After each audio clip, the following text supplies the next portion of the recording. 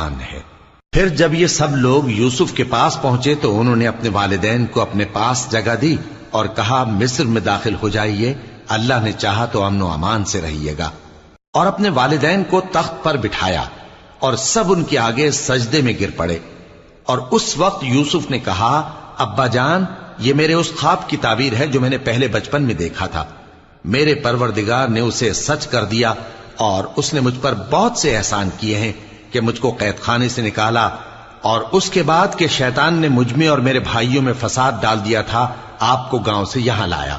بے شک میرا پروردگار جو چاہتا ہے تدبیر سے کرتا ہے، وہ علم والا ہے، حکمت والا ہے۔ جب یہ سب باتیں ہو لیں تو یوسف نے اللہ سے دعا کی کہ اے میرے پروردگار، تو نے مجھ کو حکومت سے نوازا اور خوابوں کی تعبیر کا علم بخشا۔ اے آسمانوں اور زمین کے پیدا کرنے والے، تو ہی دنیا اور آخرت میں میرا کارساز ہے۔